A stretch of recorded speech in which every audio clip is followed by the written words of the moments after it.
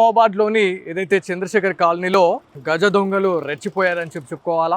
దాదాపు 5 నుంచి 6 పక్క రెక్కి చేసి ఒక పథకం ప్రకారం దొంగతనం చేద్దామని చెప్పేసి ఏవైతే మనకి ఏటీఎం సెంటర్స్ ఏవైతే ఉంటాయో ఆ ఏటీఎం దగ్గరకు వచ్చి దొంగతనం చేసుకొని పోవాలా. ఏవైతే గతంలో కూడా మనం లాట్ ఆఫ్ స్టోరీ చేయడం జరిగింది. మనము ఏదైతే రుద్రూరు కావచ్చు, దాంతోపాటు బోధన్ ఏరియాలలో, అదేవిధంగా ఉమ్మడి నిజామాబాద్ జిల్లాలోని చాలా ప్లేసెస్లో కూడా సేమ్ ఇదే తరహాలో దొంగతనం చేశారని చెప్పేసి మనము లాట్ ఆఫ్ స్టోరీ చేయడం జరిగింది. ఇది మనకి చంద్రశేఖర్ కాలనీ నుంచి ఏదైతే మనకి హనుమాన్ మందిర్ నుంచి బైపాస్కి వెళ్ళే ప్రధాన రహదారిగా మనం చెప్పుకుంటూ ఉంటాం. సో నిత్యం రద్దీగా కనిపిస్తూ ఉంటుంది. ఈ ఏరియా గురించి మాట్లాడుకుంటే ఒకసారి ప్లానింగ్ చేసుకోరి ఎంత హెవీ ఫ్లోటింగ్ ఉంటుంది అంటే అంత హెవీ ఫ్లోటింగ్గా ఉంటుంది. సో నిత్యం రద్దీగా ఉండే ఏరియాలలో ఇట్లాంటి దొంగతనాలు జరగడం అనేది నిజంగా ఒక్కసారిగా ఇందూర్ ప్రజలకి ఉలిక్కిపాటు గురి చేసిందని చెప్పుకోవాలా. ఎందుకంటే ఇక్కడ హాస్టల్స్ ఉన్నాయి, దాంతోపాటు ఇక్కడ మనకి నిత్యం వ్యాపార సముదాయాలు కూడా మనకు కనిపిస్తూ ఉంటాయి, ఇక్కడ షాప్స్ ఉంటాయి. సో నిన్న జరిగినటువంటి ఇన్సిడెంట్ ఏదైతే ఉందో ఇది నైట్ టైంలో జరిగిందని చెప్పేసి మనకు ఇన్ఫర్మేషన్ అయితే ఉంది. అర్ధరాత్రి సమయంలో 12 గంటల సమయంలో ఇది చేశారని చెప్పేసి మనకు తెలుస్తూ ఉంది. సో ఇది అటు సైడ్ ఉన్నటువంటి ఏటీఎం వచ్చేసి హెచ్డిఎఫ్సి, దాంతోపాటు ఇక్కడ సైడ్ రైట్ సైడ్లో ఉన్నటువంటి ఏటీఎం ఏదైతే ఉందో ఇది ఎస్బీఐ అని చెప్పేసి మనకు తెలుస్తూ ఉంది. సో ఇక్కడ ఎవరైతే 5 దొంగలు ఎవరైతే ఉన్నారో ఒక వెహికల్ తీసుకొని వచ్చారు. ఆ వెహికల్లో వచ్చిన తర్వాత ఏదైతే గ్యాస్ వెల్డింగ్ సహాయంతో ఎలాంటి సౌండ్ రాకుండా ఈ షట్టర్స్ ఏవైతే ఉన్నాయో ఈ షట్టర్స్ని వాళ్ళు కట్ చేయాలని చెప్పేసి అని అనుకున్నారా, మరి ఏం కథ లోపల ఏమైనా కట్ చేశారా అనేది మనకు తెలియదు. ఇక్కడ మీరు ఒక్కసారి జూమ్ చేయొచ్చు. ఇక్కడ మనకి వాళ్ళు కట్ చేసినటువంటి ఆనవాళ్ళు అయితే మనకు కనిపిస్తూ ఉన్నాయి. మరి అవి దానియా లేదా అనేది మనకు కొంత క్లారిటీ అయితే లేదు. ఎందుకంటే పోలీస్ అధికారులు రావడం జరిగింది.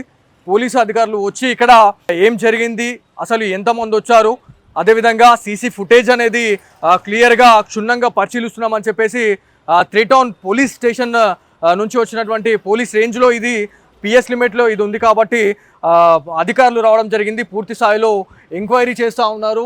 కెమెరాస్ ఏవైతే ఉన్నాయో కెమెరాస్లో అలా ముఖ కదలికలు ఏమైనా ఉన్నాయా అనే దాని గురించి పూర్తి స్థాయిలో ఎంక్వైరీ అయితే చేస్తూ ఉన్నాము, ఇన్వెస్టిగేషన్ చేస్తూ ఉన్నామని చెప్పేసి 3 టౌన్ పోలీస్ అధికారులు చెప్తా ఉన్నారు.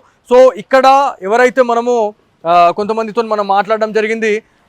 ఇది నైట్ టైంలో జరగడము, దాంతోపాటు ప్రధాన రహదారులలో ఇదంతా జరుగుతూ ఉందంటే వాళ్ళు ఎంత ప్రాపర్గా స్కెచ్ చేసుకొని మరి ప్రాపర్గా వాళ్ళు రెక్కి చేసి మరి వస్తూ ఉన్నారు. ఒకవేళ వాళ్ళకి ఎవరైనా అంటే ఎదురుగా వెళ్ళినా కూడా వాళ్ళు చంపేస్తారు అనేటట్టుగా నిన్న వ్యవహరించారు అని చెప్పి తెలుస్తూ ఉంది.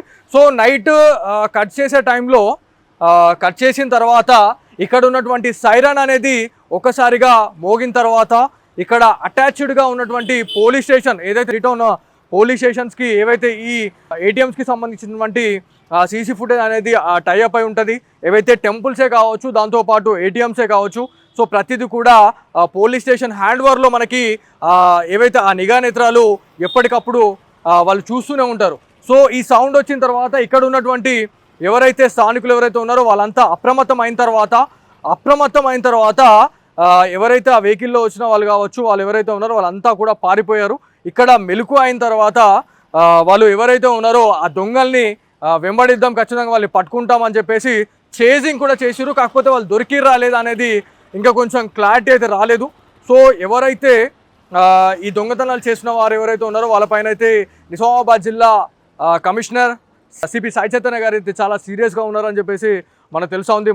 ఒక గంట కిందనే ఇక్కడికి వచ్చి అసలు ఏంది సిచ్యువేషన్ అనే దాని గురించి కూడా వాళ్ళు ఇక్కడ పరిశీలించి వెళ్ళారు అని చెప్పేసి తెలుస్తూ ఉంది. సో ఏదేమైనప్పటికీ ఏదైతే ఏటీఎం చోరీలకు సంబంధించి కావచ్చు, ఈ దొంగతనాల గురించి మనం మాట్లాడుకుంటే ఒక్కసారిగా నిజామాబాద్ జిల్లాని ఉలిక్కిపాటుకు గురి చేశాయని చెప్పేసి ఖచ్చితంగా మనం చెప్పుకోవాలా. ఎంతకైనా ఎవరైనా ఇంటి నుంచి బయటకు వెళ్ళాలి అని అనుకునే వాళ్ళు కూడా ఎటన్నా విహారయాత్రలకు, తీర్థయాత్రలకు వెళ్ళేవారు ఎవరైతే ఉన్నారో ఖచ్చితంగా మీ ఇరుగు పొరుగు వారికి ఒక ఇండికేషన్ ఇచ్చి వెళ్ళండి. ఎందుకంటే మేము ఉండట్లేదు, కొంచెం మా ఇంటి పైన కూడా ఒక కన్నేసి ఉంచండి అని చెప్పేసి ఖచ్చితంగా చాలాసార్లు కూడా మనము చాలా సందర్భాల్లో పోలీస్ అధికారులు ఈ మాటలు చెప్పిన పరిస్థితి ఉంది. దాంతోపాటు మీ పోలీస్ స్టేషన్ లిమిట్లో ఒకవేళ మీరు ఒక 10 రోజులు మీరు హెల్త్ ఇష్యూ వల్ల హాస్పిటల్స్ ఏటన్నా మనము హైదరాబాద్ కావచ్చు, లేకపోతే ఏటన్నా తీర్థయాత్రల విషయంలో మీరు ఏదైనా వెళ్ళినా కూడా స్థానిక పోలీస్ స్టేషన్లో మీరు ఒక ఇన్ఫర్మేషన్ ఇచ్చి వెళ్తే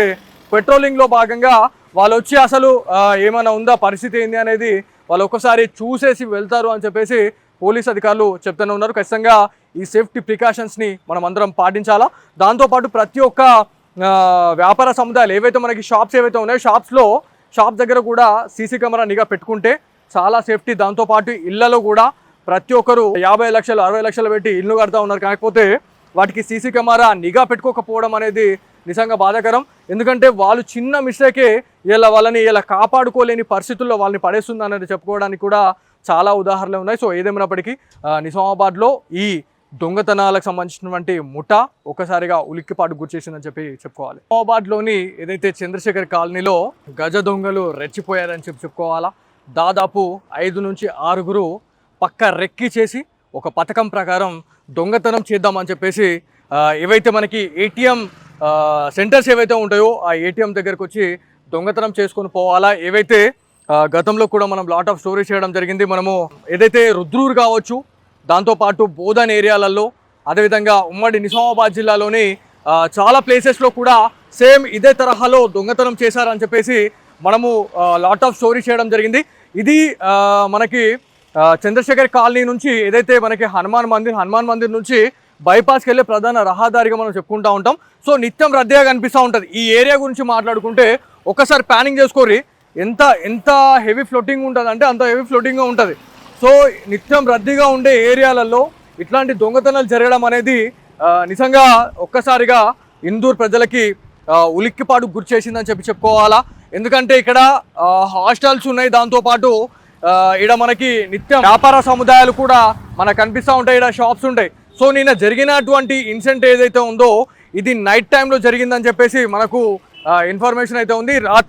అర్ధరాత్రి సమయంలో 12 గంటల సమయంలో ఇది చేశారని చెప్పేసి మనకు తెలుస్తూ ఉంది. సో ఇది అటు సైడ్ ఉన్నటువంటి ఏటీఎం వచ్చేసి హెచ్డిఎఫ్సి, దాంతోపాటు ఇక్కడ సైడ్ రైట్ సైడ్లో ఉన్నటువంటి ఏటీఎం ఏదైతే ఉందో ఇది ఎస్బీఐ అని చెప్పేసి మనకు తెలుస్తూ ఉంది. సో ఇక్కడ ఎవరైతే 6-5 దొంగలు ఎవరైతే ఉన్నారో ఒక వెహికల్ తీసుకొని వచ్చారు. ఆ వెహికల్లో వచ్చిన తర్వాత ఏదైతే గ్యాస్ వెల్డింగ్ సహాయంతో ఎలాంటి సౌండ్ రాకుండా ఈ షట్టర్స్ ఏవైతే ఉన్నాయో ఈ షట్టర్స్ని వాళ్ళు కట్ చేయాలని చెప్పేసి అని అనుకున్నారా, మరి ఏం కథ లోపల ఏమైనా కట్ చేశారా అనేది మనకు తెలియదు. ఇక్కడ మీరు ఒక్కసారి జూమ్ చేయొచ్చు. ఇక్కడ మనకి వాళ్ళు కట్ చేసినటువంటి ఆనవాళ్ళు అయితే మనకు కనిపిస్తూ ఉన్నాయి. మరి అవి దానియా లేదా అనేది మనకు కొంత క్లారిటీ అయితే లేదు. ఎందుకంటే పోలీస్ అధికారులు రావడం జరిగింది. పోలీసు అధికారులు వచ్చి ఇక్కడ ఏం జరిగింది, అసలు ఎంతమంది వచ్చారు, అదేవిధంగా సీసీ ఫుటేజ్ అనేది క్లియర్గా క్షుణ్ణంగా పరిశీలిస్తున్నామని చెప్పేసి 3 టౌన్ పోలీస్ స్టేషన్ నుంచి వచ్చినటువంటి పోలీస్ రేంజ్లో ఇది పిఎస్ లిమిట్లో ఇది ఉంది కాబట్టి అధికారులు రావడం జరిగింది. పూర్తి స్థాయిలో ఎంక్వైరీ చేస్తూ ఉన్నారు. కెమెరాస్ ఏవైతే ఉన్నాయో కెమెరాస్లో అలా ముఖ కదలికలు ఏమైనా ఉన్నాయా అనే దాని గురించి పూర్తి స్థాయిలో ఎంక్వైరీ అయితే చేస్తూ ఉన్నాము, ఇన్వెస్టిగేషన్ చేస్తూ ఉన్నామని చెప్పేసి 3 టౌన్ పోలీస్ అధికారులు చెప్తా ఉన్నారు. సో ఇక్కడ ఎవరైతే మనము కొంతమందితో మనం మాట్లాడడం జరిగింది. ఇది నైట్ టైంలో జరగడము, దాంతోపాటు ప్రధాన రహదారులలో ఇదంతా జరుగుతూ ఉందంటే వాళ్ళు ఎంత ప్రాపర్గా స్కెచ్ చేసుకొని మరి ప్రాపర్గా వాళ్ళు రెక్కి చేసి మరి వస్తూ ఉన్నారు. ఒకవేళ వాళ్ళకి ఎవరైనా అంటే ఎదురుగా వెళ్ళినా కూడా వాళ్ళు చంపేస్తారు అనేటట్టుగా నిన్న వ్యవహరించారు అని చెప్పి తెలుస్తూ ఉంది. సో నైట్ కట్ చేసే టైంలో కట్ చేసిన తర్వాత ఇక్కడ ఉన్నటువంటి సైరన్ అనేది ఒకసారిగా మోగిన తర్వాత ఇక్కడ అటాచ్డ్గా ఉన్నటువంటి పోలీస్ స్టేషన్ ఏదైతే 3 టౌన్ పోలీస్ స్టేషన్స్కి ఏవైతే ఈ ఏటీఎంస్కి సంబంధించినటువంటి సీసీ ఫుటేజ్ అనేది టైఅప్ అయి ఉంటుంది. ఏవైతే టెంపుల్సే కావచ్చు, దాంతోపాటు ఏటీఎంసే కావచ్చు. సో ప్రతిదీ కూడా పోలీస్ స్టేషన్ హ్యాండ్ ఓవర్లో మనకి ఏవైతే ఆ నిఘా నేత్రాలు ఎప్పటికప్పుడు వాళ్ళు చూస్తూనే ఉంటారు. సో ఈ సౌండ్ వచ్చిన తర్వాత ఇక్కడ ఉన్నటువంటి ఎవరైతే స్థానికులు ఎవరైతే ఉన్నారో వాళ్ళంతా అప్రమత్తం అయిన తర్వాత ఎవరైతే ఆ వెహికల్లో వచ్చిన వాళ్ళు కావచ్చు, వాళ్ళు ఎవరైతే ఉన్నారో వాళ్ళంతా కూడా పారిపోయారు. ఇక్కడ మెలకు అయిన తర్వాత వాళ్ళు ఎవరైతే ఉన్నారో ఆ దొంగల్ని వెంబడిద్దాం, ఖచ్చితంగా వాళ్ళని పట్టుకుంటామని చెప్పేసి చేజింగ్ కూడా చేసిరు. కాకపోతే వాళ్ళు దొరికిర్రా లేదా అనేది ఇంకా కొంచెం క్లారిటీ అయితే రాలేదు.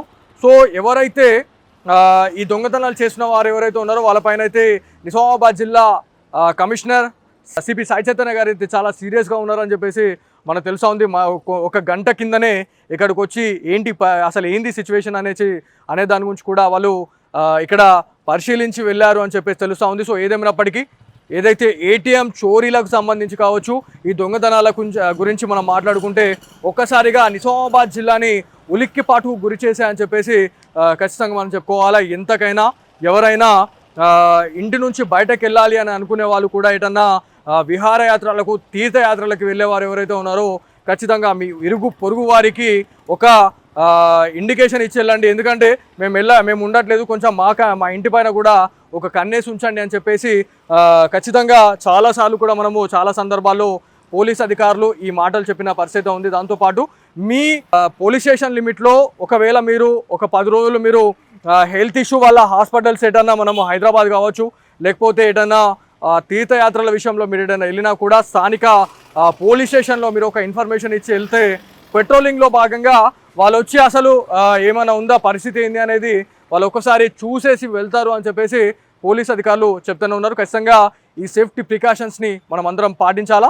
దాంతోపాటు ప్రతి ఒక్క వ్యాపార సముదాయాలు ఏవైతే మనకి షాప్స్ ఏవైతే ఉన్నాయో షాప్ దగ్గర కూడా సీసీ కెమెరా నిఘా పెట్టుకుంటే చాలా సేఫ్టీ. దాంతోపాటు ఇళ్లలో కూడా ప్రతి ఒక్కరు 50 లక్షలు 60 లక్షలు పెట్టి ఇల్లు కడతా ఉన్నారు, కాకపోతే వాటికి సీసీ కెమెరా నిఘా పెట్టుకోకపోవడం అనేది నిజంగా బాధాకరం.